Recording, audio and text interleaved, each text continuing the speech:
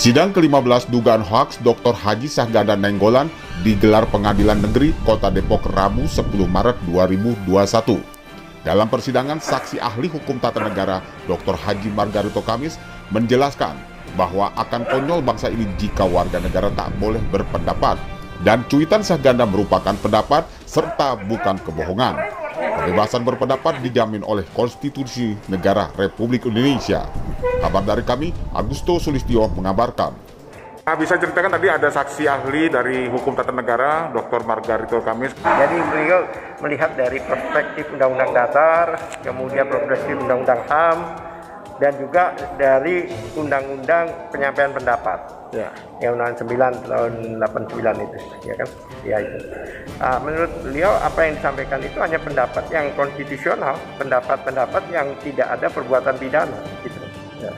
Masa orang memberi selamat, kemudian dia mengatakan besok mau ikut demo, kemudian saya membaca buku setebal ini, masa itu tindak pidana. Ya. Dan dia sampaikan bahwa sejarah daripada timbulnya undang-undang ini adalah pada waktu dulu ada kekacauan ya, masalah Soekarno dan Hatta yang mana dikatakan ditangkap lah dan sebagainya, sehingga padahal tidak faktanya. Nah itulah yang menimbulkan kekacauan di mana-mana. Inilah sejarah dari timbulnya ini. Karena banyak isu-isu dulu itu yang menyebabkan sehingga pemerintahan pada waktu Soekarno awal-awal itu jadi apa istilahnya itu tidak fokus ya. Karena banyak isu-isu yang tidak benar, nah, dikeluarkanlah undang-undang ini. Jadi yang namanya kekacauan itu ada kekacauan, ada yang ada fisik lah, fisik secara nyata. Jadi bukannya kalau pro dan kontra di dalam satu mass media, di Facebook atau Twitter, itu ya bukan dikatakan itu yang dimaksud keonaran itu. Gitu. Ya.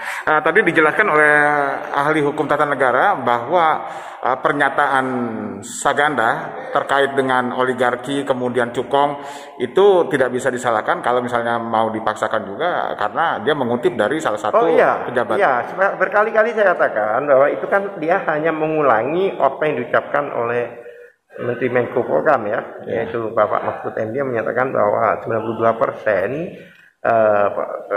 pemilihan kepala daerah itu ada biaya cukong.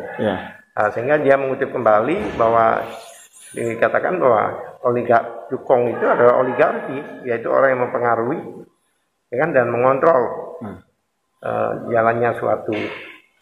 Oligarki itu kan tidak harus mempengaruhi dan mengontrol pemerintah, bisa juga perusahaan, kemudian organisasi gitu kan. Nah, jadi cukong dan oligarki itu sama. Oligarki itu cukong itu oligarki. Jadi tidak ada kebohongan di situ.